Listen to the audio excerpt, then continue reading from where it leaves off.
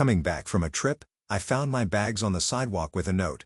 If you want to stay here, we have the garage. Signed, your loving daughter-in-law. Before the taxi arrived, I called the bank. I was the one covering the mortgage 3949. Check. I'm glad to have you here. Follow my story until the end and comment the city you're watching from so I can see how far my story has reached. I stared at my 4 suitcases neatly lined up on the sidewalk, unable to process what I was seeing. After a week visiting my sister in Colorado, all I wanted was to sink into my favorite armchair with a cup of tea. Instead, I found myself locked out of my own home. Rain clouds gathered overhead as I picked up the note tucked under the handle of my largest suitcase. The handwriting was unmistakable, sharp slanted letters that always seemed to be in a hurry. If you want to stay here, we have the garage. Your dear daughter-in-law. My hands trembled as I read the words again. I'd lived in this house for 35 years. Richard and I had built it together when Gregory was just a baby. We'd planted every tree in the yard, selected every fixture, painted every wall. After Richard passed away 2 years ago, I'd agreed to sign the house over to Gregory and Vanessa legally, at least. But I was the one still secretly paying the mortgage. I fumbled for my phone and dialed the bank before the taxi even pulled away, needing confirmation of what I already knew. Yes, Mrs. Wilson. We show your automatic payment of $1,867 went through last Friday as scheduled. The customer service representative confirmed. Thank you, I whispered, ending the call. A heavy drop of rain splashed on my forehead as I stood there, 68 years old, staring at my belongings on the sidewalk. The sky opened up then as if giving me permission to break down too. I should have seen this coming. The sideways glances between Gregory and Vanessa whenever I mentioned redecorating my kitchen. The not-so-subtle comments about senior communities where I wouldn't have to worry about yard work. The way they'd rearranged the living room while I was visiting my sister last Christmas, moving my reading chair to the basement. Small things that weren't so small after all. The garage door was unlocked. Inside, a twin mattress had been placed against one wall with a small nightstand and lamp beside it. My clothes had been hung on a portable rack. My books, photos, and keepsakes were stacked in cardboard boxes labeled mom stuff in Vanessa's handwriting. I sank onto the mattress, the concrete floor cold beneath my feet. Through the small window, I could see the house where I'd raised my son, buried my husband, and apparently lost my place in the world. My phone buzzed with a text from Gregory. Mom, we need the space. Vanessa has been asking for a home office for months. The garage apartment has everything you need. Don't make this difficult. Don't make this difficult. As if I were the problem. I'd never been one to cry easily. But the tears came then, silent and hot against my cheeks. I thought of all the nights I'd stayed up with Gregory when he had asthma attacks as a child. The second job I'd taken to pay for his college when Richard's business hit a rough patch. The weekends I'd spent watching the grandkids so Gregory and Vanessa could have couple time. And now I was reduced to a burden, an inconvenience to be tucked away in the garage. I didn't respond to Gregory's text. Instead, I called Martha, my oldest friend. Audrey? What's wrong? She asked, immediately sensing the catch in my voice. I need a place to stay, I managed to say, the words sticking in my throat like shards of glass.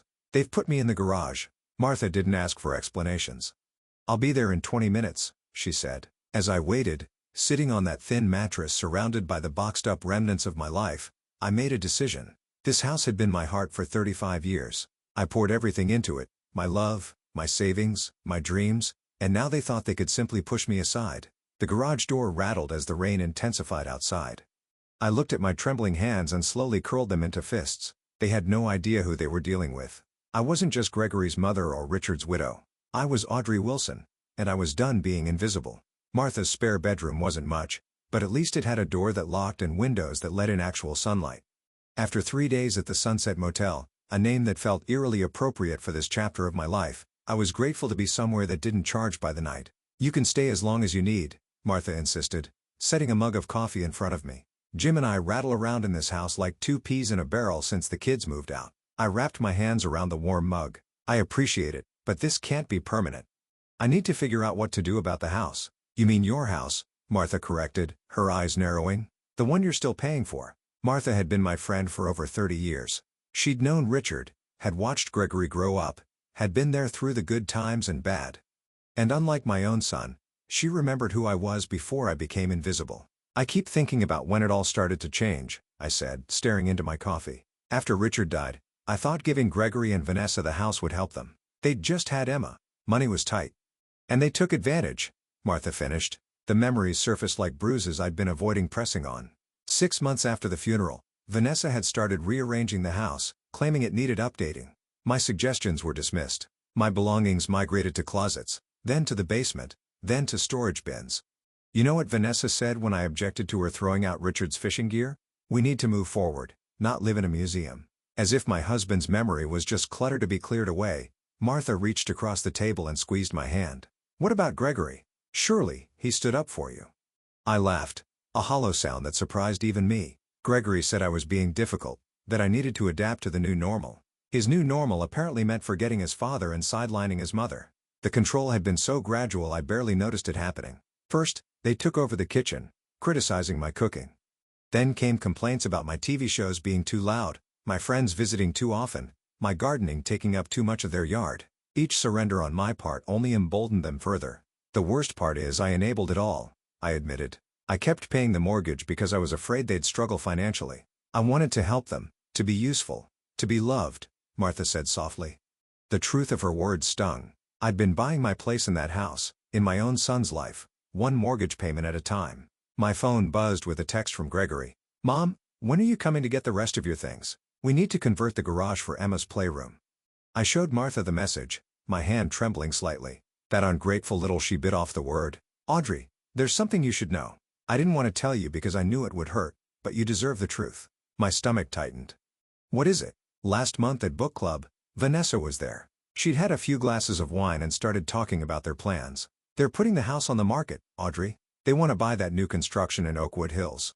The room seemed to tilt sideways. They're selling my house? They think it's their house, Martha said gently. And technically, legally, it is. But morally, that's another story. I thought of the 35 years of memories embedded in those walls. Richard and I bringing baby Gregory home. Birthday parties. Christmas mornings. The garden Richard had built for our 20th anniversary. My husband's last breaths in our bedroom surrounded by the life we'd created together. And they were going to sell it all to strangers without a second thought. What am I going to do? I whispered. Martha's eyes hardened with resolve. First, you're going to stop paying their mortgage. Let's see how quickly their plans change when the bank starts calling.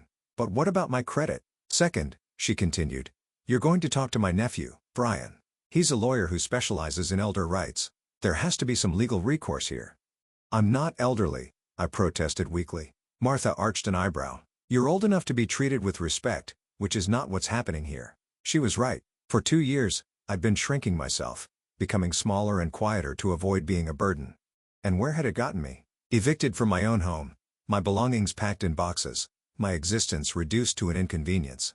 As the reality of my situation crystallized, something else emerged from beneath the hurt and betrayal, a slow burning, anger that felt almost foreign after years of accommodation. Okay, I said, straightening my shoulders. Let's talk to Brian. Martha squeezed my hand. That's my girl. And Audrey, remember who you are. You're not just Gregory's mother or Richard's widow. You're Audrey Wilson. And it's about time everyone remembered that. For the first time since finding my suitcases on the sidewalk, I felt a flicker of something that might have been hope, or maybe it was determination. Either way, I wasn't going down without a fight. Brian, Martha's nephew, was not what I expected. With his jeans and Henley shirt, he looked more like a college professor than a lawyer. But his eyes were sharp as he reviewed the mortgage statements I'd brought. So you've been making payments on a house that's no longer in your name, he said, frowning. And your son and daughter-in-law have been living there rent-free while planning to sell it? Put so bluntly, it sounded absurd even to me. Yes. And they evicted you to the garage? I nodded, embarrassment flushing my cheeks. How had I allowed things to reach this point? You have options, Brian said. The financial arrangements could constitute a verbal contract. At minimum, you could sue for recovery of the mortgage payments you've made since the property transfer. Martha, who had been uncharacteristically quiet, spoke up.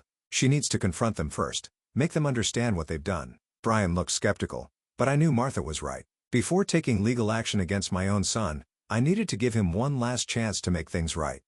That's how I found myself standing on the porch of my own home the next day, my heart pounding as I rang the doorbell. I'd lived in this house since before Gregory was born, yet here I was, a visitor requiring permission to enter. Vanessa answered, her surprise quickly masked with a tight smile. Audrey, we weren't expecting you. I need to speak with you and Gregory, I said, my voice steadier than I felt. She hesitated, then stepped aside. Of course, come in. The living room had changed again since I'd left. My reading lamp was gone, replaced by a modern floor lamp I didn't recognize. The family photos I'd arranged on the mantel had been rearranged with several of Richard now missing. Gregory emerged from the kitchen, wiping his hands on a dish towel. "Mom, what are you doing here?" "I came to talk about the house," I said. "Martha told me you're planning to sell it." Their exchanged glance confirmed everything. "We were going to tell you," Gregory said, not quite meeting my eyes. "Once everything was finalized?" "Finalized?" I echoed. "This was my home for 35 years. Your father and I built this house. We raised you here." Vanessa sighed dramatically. "Audrey, we understand you have sentimental attachments, but we need to do what's best for our family now." "Your family," I repeated. "And what am I?" An uncomfortable silence stretched between us. "Mom," Gregory finally said, his tone patronizing. "You signed the house over to us. We appreciate everything you've done, but it's our property now. We get to decide what happens to it." I took a deep breath. "I've been paying the mortgage for the past 2 years. Every month, $1,167 from my account to keep a roof over your heads." Another glance between them. "They'd known. That was your choice," Vanessa said coolly. "We never asked you to do that." My hands began to tremble. "I did it to help you because that's what family does. And we're grateful," Gregory said, though his tone suggested anything but that doesn't change the legal situation. "The house is ours. So my 35 years here, my financial support, my role in this family, none of that matters?" Gregory shrugged, looking uncomfortable but unmoved. "Mom, you're making this more dramatic than it needs to be. We can help you find a nice senior apartment." "I don't need a nice senior apartment," I snapped.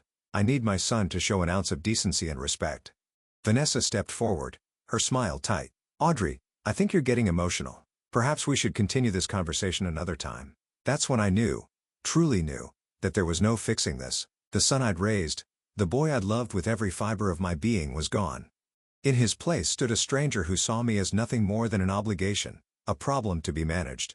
"I've stopped the automatic mortgage payments," I said quietly. Gregory's expression changed instantly. "You what?" "If you want to sell my home, you'll need to pay for it yourselves." "You? Can't do that." Vanessa's voice rose. "What about our credit? We have plans." "Yes," I said. "I hear Oakwood Hills is lovely this time of year." Gregory's face darkened. "Mom, the house was Dad's gift to me. You know that. It was never really yours." The words hit me like a physical blow. Never really yours. 35 years of my life dismissed in 5 words. "I see," I said, my voice barely audible. "Well, then I suppose there's nothing left to discuss." I turned to leave, my legs unsteady beneath me. As I reached the door, I paused, looking back at the son, who no longer saw me. "Your father would be ashamed of you, Gregory. And for the first time, so am I." I walked out, closing the door softly behind me. The spring air felt cool against my hot cheeks as I made my way down the driveway, away from the home that had never truly been mine. Something had broken inside me today, but something else, something stronger had been forged in its place. "You did what?"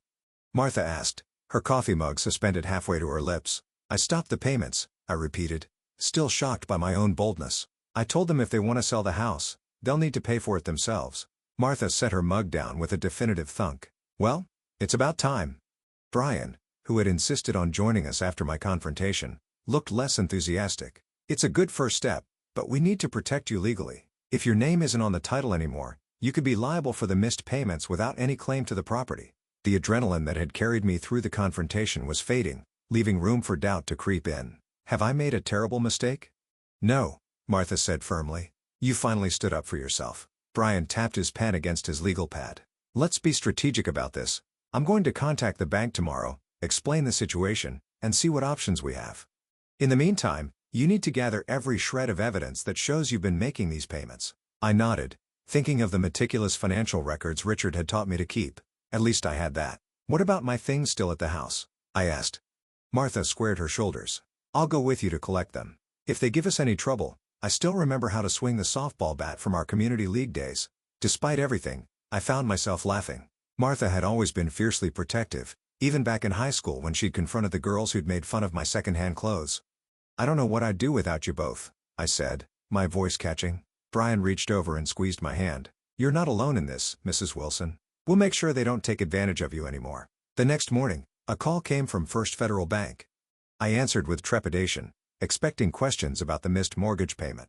"Mrs. Wilson, this is Trevor Phillips from the mortgage department. We've received a request to discuss the situation with your property on Maple Avenue." I gripped the phone tighter. "Yes.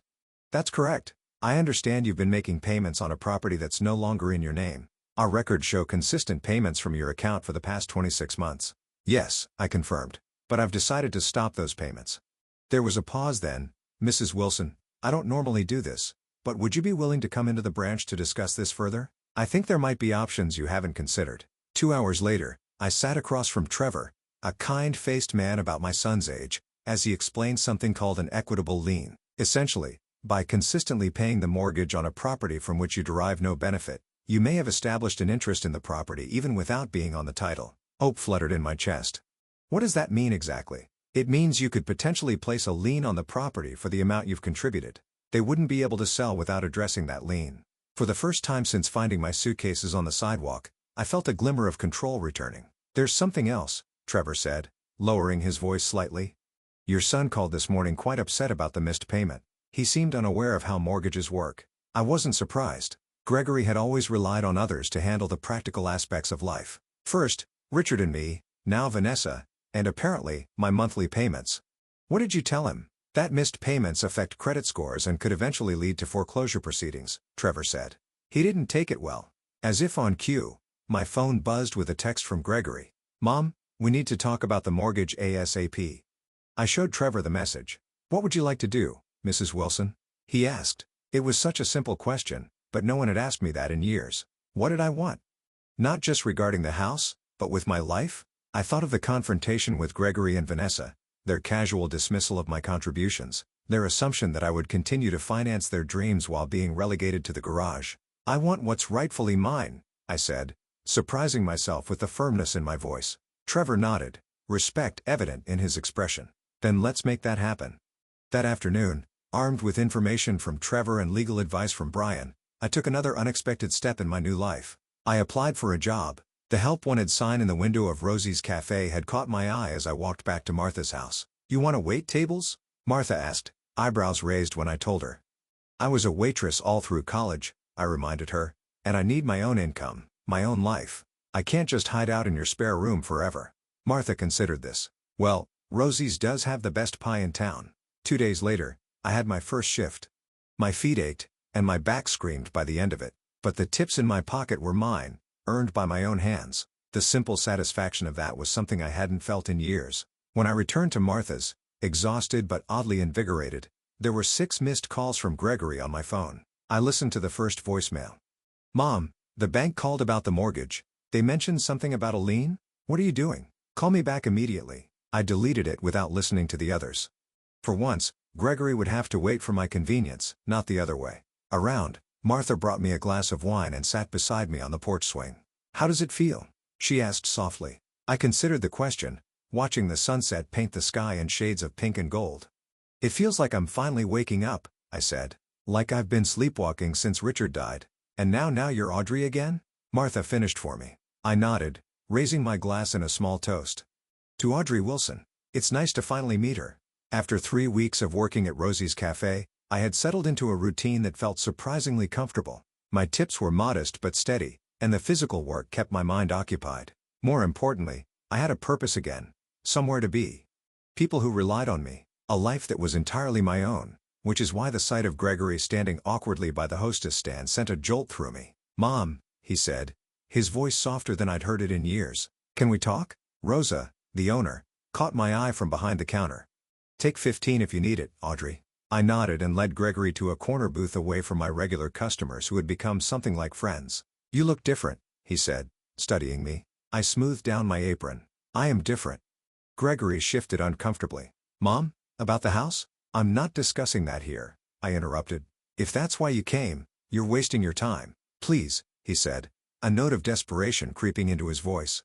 Vanessa and we're in trouble. The bank called about a lien, and our credit score is dropping because of the missed payments. I observed my son, his expensive watch, his carefully styled hair, the subtle scent of cologne that probably cost more than I made in a day at Rosie's. Everything about him screamed entitlement and comfort, a life cushioned by other sacrifices. What do you want from me, Gregory? He leaned forward. We need you to lift the lien and resume the payments just until we can sell the house. The sheer audacity of it almost made me laugh. And what do I get in return? We'll make sure you're taken care of, he said as if offering a great kindness. There's a really nice senior community in Westbrook. Stop, I said, raising my hand. I'm not interested in being taken care of. I've been taking care of myself and you for years. Mom, be reasonable.